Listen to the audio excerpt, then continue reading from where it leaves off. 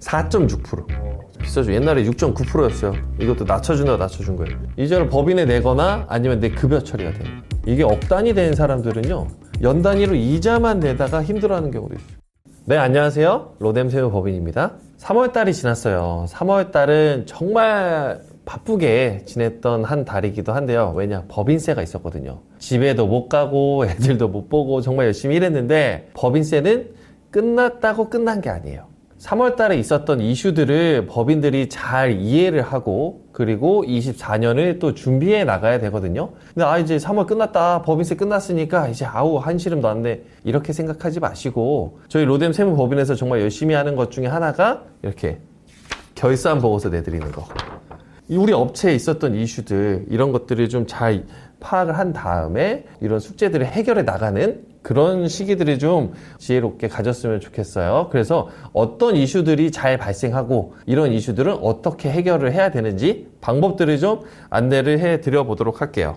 특히나 이제 저희 기장처 고객들 이 영상 보실 거라면은 제가 이 결산 보고서에 있는 내용들도 간혹 가다가 이제 설명을 좀 드릴 테니까 네, 한번 또 참고를 해주시면 좋을 것 같습니다. 알아야 하는 법인의 회계 이슈. 3월 달에 장부가 끝나면은 이제 알게 돼요. 23년에 우리 법인에 어떤 이슈가 있었거나 23년에 나는 어떤 걸 좀 해결해야겠구나 이런 것들이 눈에 보이기 시작한단 말이에요. 그러니까 이런 걸 그냥 두시면 안 돼요. 첫 번째, 가지급금. 가지급금이 우리가 어떤 표현으로 얘기를 하냐면 법인의 이건 암덩어리다. 법인의 종양이다.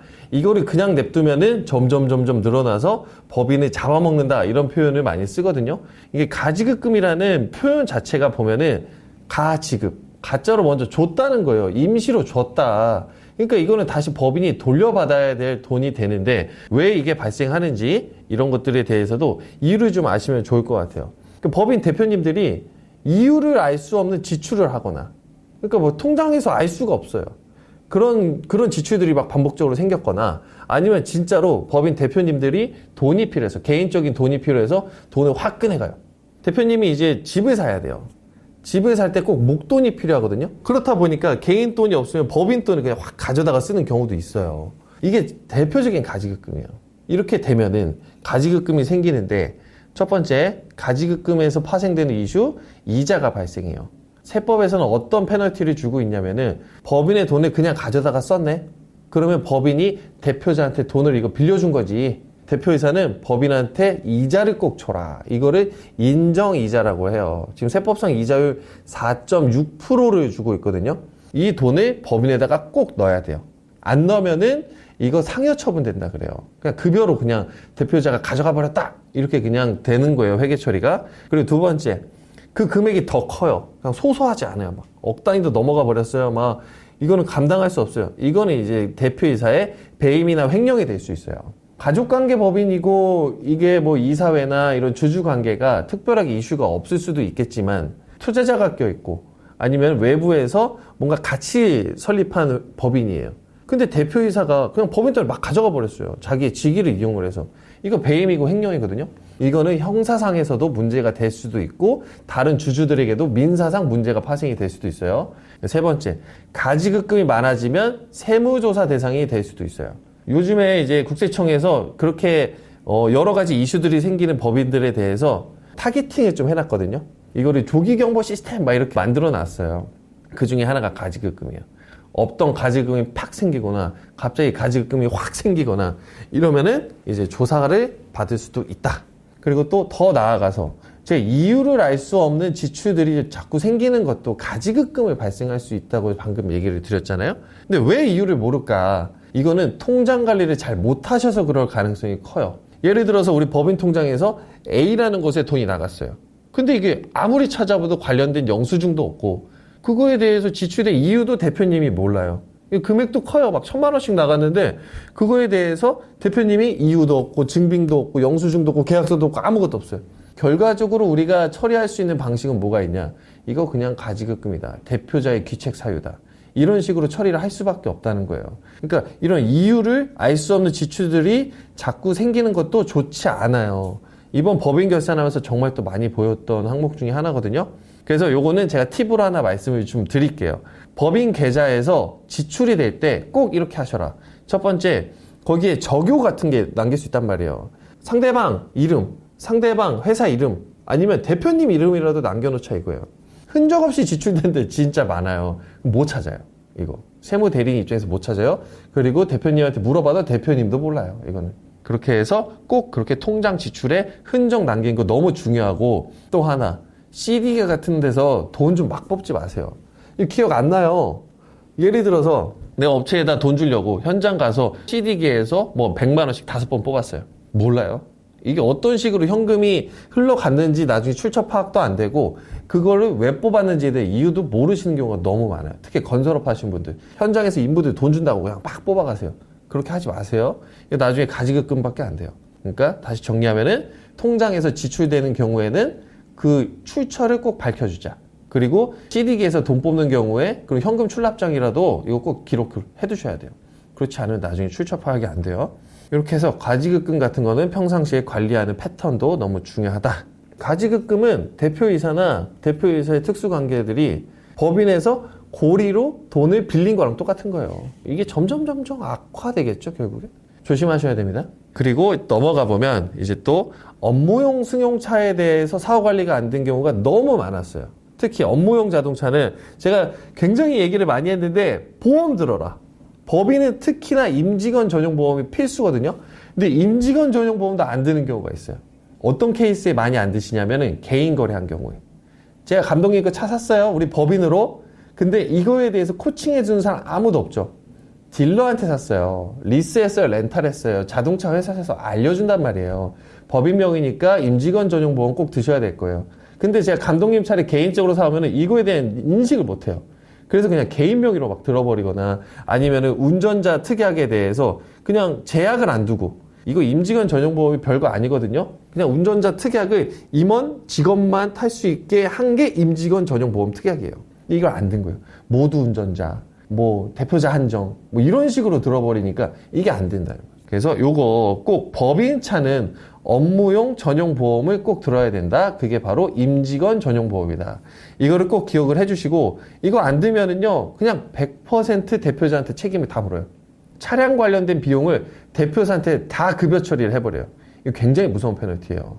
이건 꼭 주의를 하시고, 그리고 또 하나, 고가의 차량 운행하시면서 운행일지 안 쓰시는 분들이 너무 많아요. 저도 승용차, 법인차 타면서 운행일지 열심히 쓰거든요. 왜냐하면 그거에 대한 페널티를 잘 아니까. 근데 우리 법인 대표님들은 평상시 이거 인식을 잘 못해요. 내가 출장 갔다 왔다. 내가 출퇴근하는데 얼마 썼다. 몇 킬로 탔다. 이런 거 평상시에 잘 기재하자는 거예요. 이거 매일매일 쓸 수 없는 거 저도 알아요. 법인 운영하니까. 일주일에 한 번이라도 쓰시거나, 아니면 한 달에 한 번이라도 숙제하셔야죠, 이거. 안 쓰셔가지고 부인당한 경우 굉장히 많았어요. 잘 쓰셔요. 운행일지 같은 것도. 특히나 막 억 단위 이상 차 타시는 분들 많잖아요. 예, 이런 거 진짜 주의하셔야 돼요. 제가 운행기록부 같은 거 쓰는 거 양식 블로그에 다 해놨으니까 들어오셔가지고 한번 보시면 좋을 것 같아요. 그리고 여기서 하나 제가 또 한번 말씀을 드릴게요. 급여 처리된다는 거. 이것도 참 많이 물어보시더라고요. 이거를 세법에서는 대표자 상여 처분 이렇게 표시를 하는데, 상여는 뭐예요? 결국 급여라는 뜻이잖아요. 우리가 대표님들이 결국에 2023년에 급여받은 거 있을 거 아니에요. 연봉이 예를 들어서 5천만 원이었어요. 그리고 내가 거기에 상응하는 연말정산으로 세금을 한 200만 원을 냈어요. 근데 이렇게 상여 처분이 돼버렸다. 이 뜻은 뭐냐? 자기 연봉, 대표이사님 연봉은 5천만 원 이제 끝이 아니다. 세법에서 부인당해서 상여 처분한 이 금액, 예를 들어서 업무용 승용차, 뭐 가지급금 이런 데서 1,000만 원이 날라들었어요. 그러면 나는 급여가 5천이 아니고 6천이 돼버리는 거예요. 그럼 갑자기 연말정산이 확 뛰어요. 그러면 근로소득세를 더 많이 내게 되겠죠? 이런 행정 처리를 상여 처분이다 이렇게 표시를 해요. 이거 굉장히 무서운 페널티예요. 특히나 대표이사님들 급여 높으신 분들은 이것 때문에 몇백만 원씩 세금 더 나올 수도 있어요. 실제로 나는 법인에서 돈을 받지도 않았어요, 급여로. 근데 그냥 이런 세법상 이슈, 행정 처리 때문에 갑자기 급여가 팍 올라가면서 세금이 그냥 눈덩이처럼 터지는 경우가 있다는 거예요. 이게 상여 처분이라는 뜻이에요. 예, 한번 이해하고 가시면 좋을 것 같고요. 또 넘어가서 적격 증빙을 수치를 누락하신 경우도 굉장히 많이 보였어요. 지난 영상에서 제가 매뉴얼 영상이었지만 적격 증빙이 뭔지 굉장히 디테일하게 한번 설명을 드렸어요. 세금계산서, 신용카드, 현금 영수증. 내가 법인에서 돈을 지출했는데 이 세 가지에 대한 영수증 수치를 못한 거예요. 그럼 무슨 이슈가 생기냐? 가산세가 발생해요. 어떤 또 모 법인 대표님이신데 학원 운영하셔요. 진짜 많이 발생하는 이슈긴 한데, 학원 대표님들이 내가 부가가치세 면세니까 아유 그거 세금계산서 꼭 줘야 되냐, 그런 경우 진짜 많거든요. 느낌은 좋았어요. 대금은 다 계좌로 나갔고 계약서도 있어요. 공사 계약서 같은 것도. 비용 처리는 해드릴 수는 있어요. 근데 가산세가 발생해요. 2%. 내가 1억짜리 공사를 했으면 200만 원이 가산세인 거예요. 이거 굉장히 무섭거든요. 이거는 제가 큰 케이스로 말씀을 드렸지만 짜잘짜잘한 거 진짜 많아요. 이번에 또 다른 케이스? 도소매 하시는 분이에요. 진짜 커요. 다 도매로 이제 물건을 사오셔서 파시는데 이거에 대한 계산서가 많이 누락됐어요. 통장 까보니까 3억이 누락됐어. 매입자료 같은 거 못 받고 막 그러셨단 말이에요. 이거 다 가산세예요. 그분은 3억을 누락했어요. 2%면은 어마어마하죠. 600만 원이에요. 이런 거 평상시에 잘 수취하자 이거. 자기도 몰랐대요. 받을 수 있는 상황이었대요. 그럼 평상시에 잘 받으셔야죠. 이거 부가세 때마다 저희가 한 번씩 리스트도 보내드리고 다 체크해드린단 말이에요. 계산서 같은 거 못 받으신 거 있냐, 카드 등록 같은 거 안 된 거 있냐, 현금 영수증 누락된 거 없냐, 리스트 보내드리는데 그때 좀 잘 체크해주세요. 그렇게만 해도 몇백만 원에 대한 가산세를 아낄 수 있는 거예요. 그리고 또 적격증빙에 이어서 많이 누락하는 거, 인건비 신고. 와, 인건비 신고 진짜 많이 누락하셨더라고요. 이번에 퇴직금 같은 거 주셨으면 신고하셔야 돼요. 그리고 외부에서 용역 같은 거 부르셨으면, 프리랜서 불렀으면은 3.3% 다 떼고 신고해야죠. 그리고 일용직 신고 같은 거, 외부에서 파출하시는 분 들어왔으면 다 신고해야 돼요. 왜 신고 안 하셨어요? 물어봤더니 하는지 몰랐대요. 외부에서 이제 인력 공급 회사 같은 데도 있단 말이에요. 파출 좀 보내주세요. 우리 회사 뭐 제조 공장 하는데 일손 부족해요. 들어왔어요. 같이 해요. 청소하시는 분 와서 청소해줬어요. 그럼 인건비 나갈 때 신고해야죠. 엄청나게 누락 많이 하신 분들 많았어요. 특히 또 직원들한테 복리후생비 쪽으로 나가는 휴가비, 명절 떡가, 뭐 이런 것들도 다 상여로 신고해야 되거든요. 이런 것도 다 누락되셨고, 아까 말씀드린 퇴직금 중에서도 중도정산 퇴직금. 이거 왜 이렇게 신고 많이 누락하시는지 모르겠어요. 중도정산 퇴직금이라는 게 사유를 만족하면 줄 수 있어요. 뭐 예를 들어서 우리 직원이 집을 사야 된대요. 아니면 경제적으로 너무 어렵대요. 그러면 퇴직금을 지금까지 발생한 거에 대해서 중도정산을 해줄 수 있어요. 이거 신고해야 돼요. 6천만 원 주셨는데 신고 안 하신 분 있었어요. 이런 것들 뛴단 말이에요. 신고 잘했으면 퇴직금으로 비용 처리도 할 수 있고 그런 거에 대해서 나중에 또 세법상 페널티도 안 생긴단 말이에요. 퇴직금은 중도정산도 꼭 신고하자. 그리고 말씀드렸던 뭐 프리랜서들, 일용직들 법인에 들어오면은 꼭 신고하자. 이런 습관들이 너무 중요한 거예요. 아까 적격증빙, 뭐 세금계산서 못 받고 신용카드 안 썼고 이런 것들은 비용 처리라도 해드릴 수는 있어요. 가산세는 물을지언정. 근데 인건비는 신고 안 하면은 비용 처리 못 해요. 점점 이 페널티에 대해서 더 누적되고 법인 힘들게 하는 항목 중에 하나예요. 이것도 그런 거랑 이어지겠죠? 이유를 알 수 없는 지출이다! 이런 식으로 하면서 가지급금으로 흘러 들어가는 경우도 굉장히 많이 생겨요. 인건비 신고 참 중요합니다. 또 넘어가서 법인의 사적 경비가 많은 경우를 참 많이 봤어요. 법인 카드인데 대표이사님이나 임직원이 사적으로 쓰는 거예요. 국세청에서 하지 마라! 이런 데는 지출하지 마라! 이렇게 명시해 놓은 게 몇 개 있어요. 병원, 미용실, 주택관리비 이런 것들은 그냥 제지를 해요. 쓰지 마라. 이거 왜 썼냐 이러면서. 주택관리비 나갈 이유 없어요. 사실 법인에서. 정말 나가야 된다면은 직원의 기숙사 같은 거. 그런 건 나갈 수 있어요. 근데 대표자 개인 집 거 관리비 막 법인카드로 자동이체 걸어놓고 이런 경우도 있거든요. 안 돼요. 가스비 막 전기세 막 다 나가요. 이런 거 안 돼요. 이런 거 사적 경비예요. 그리고 병원 같은 거 가는 거. 이건 죄송해요. 저도 대표지만 물리치료 받고 싶어요. 막 너무 아파. 막 손목이 너무 아파. 저 지금 터널증후군도 많거든요. 정형외과 갔으면 이거 개인카드 써야 돼요. 이거는 사업과 관련됐다 생각하지 않아요. 아유, 이거 대표가 있어야지 이거 뭐 법인 운영되는 거 아니야? 아니에요. 예. 이건 사적 경비로 보고 있어요. 이런 거 주의하셔야 돼요. 간혹 가다가 우리 직원이 산재 나가지고 병원비 내주시고 이런 건 돼요. 대표님의 개인적인 치료비, 미용 목적 이런 거는 안 된다. 저번에 뭐 어떤 법인에서는 뭐 네일샵에서 엄청 큰 돈이 나간 거예요. 알고 보니까 우리 뭐 여성 직원분들 복지로 해줬대. 이런 건 되겠죠? 직원들을 위해서 해주는 건 돼요. 근데 와이프 해주면 안 되겠죠? 우리 딸내미 해주면 안 되겠죠? 그런 거 안 된다는 거예요. 될 수도 있지만 대부분 안 되는 품목에 대해서 좀 이렇게 말씀을 드린 거예요. 그리고 또 넘어가면 장기 미수된 채권도 정리를 좀 잘 하셔야 돼요. 채법에서는 이런 내용이 있거든요. 중소기업인데 회수하지 못한 외상매출금, 그 채권 같은 게 2년이 지났다. 그러면 대손이다. 대손이 무슨 뜻이냐면 이건 세법상 못 받는 돈이니까 내가 그 전에 계산서 정상적으로 발행했거나 이랬으면은 비용 처리해주고 부가가치세 낸 거 있으면 환급해주겠다. 이 뜻이에요. 2년만 지났으면 돼요. 근데 이게 보세요. 채권 관리를 평상시에 잘 안 했으면 2년이 지난지 알 수가 없어요. 진짜 오래된 채권들 그냥 지지지지지 끌고 오는 경우도 있어요. 이게 세법상 인정하지 않아도 상법상 소멸시효라는 게 있단 말이에요. 받을 수 있는 기간이 정해져 있단 말이에요. 짧은 거 3년이고 긴 거는 10년이고 막 이런데 이거 어쨌든 기간 지났으면은 장부에서 다 떨어야 돼요. 근데 회사 내부에서 관리가 안 돼요. 이건 그럼 떨어뜨릴 수도 없고 세법상 비용 처리도 못 해드리는 거예요. 내부적으로 이런 관리는 좀 필요하다. 장기 미수 채권이 있으면은 세무대리랑 소통해서 장부에서 떨어버리는 것도 너무 중요하다. 그리고 정기 배당 잘 받자. 제가 이번 3월 달에 우리 법인들 대표님한테 다 물어보라 그랬어요. 배당 받으실 거냐? 배당 받는 거 너무 좋다고 영상에서 많이 말씀드렸어요. 정기 배당 잘 받으면요. 건강보험료도 하나도 안 내고요. 그리고 법인에서 세금은 내요. 배당소득세에 대한 15.4%는 내지만 종합과세가 안 돼요. 이 종합과세가 안 된다는 거에 대한 장점은 아시는 분은 아실 거예요. 굉장히 큰 혜택이거든요. 그래서 요거 정기배당 잘 받는 거 너무 중요하다. 그리고 3월달 끝나고 이제 돈 실제로 꺼내갈 수 있는 기간이 됐어요. 4월달, 5월달에 많이들 꺼내가시거든요. 꺼내가시면서 우리 세무대리인한테 한 번씩 꼭 말씀 주셔야 돼요. 그리고 세법상 강제 규정도 하나 있어요. 내가 3월달에 배당 결의를 했으면은 6월달까지 꺼내가셔라. 이런 강제 규정도 있거든요. 그래서 6월달 전에는 인출해 가시고 정상적으로 세금 신고도 하시는 거를 바랄게요. 네. 여기까지가 이제 제가 보통 3월달 끝나고 회계 처리와 관련된 이슈. 근데 제가 세금과 관련된 이슈 두 가지만 하나 더 말씀을 드려볼게요. 여기 보시면 저희 이제 결산보고서 나갈 때 보면은 근로자 수 유지하셔라. 이게 왜 중요하냐? 내가 4대 보험 직원을 채용하면은 세제 혜택을 주게 돼 있어요. 이게 고용 창출에 대한 세금 혜택인데, 근데 이게 1년만 유지해야 되는 게 아니에요. 그 해에 발생했으면 앞으로 3년간을 해주거든요. 그 해, 그 다음해까지 3년간.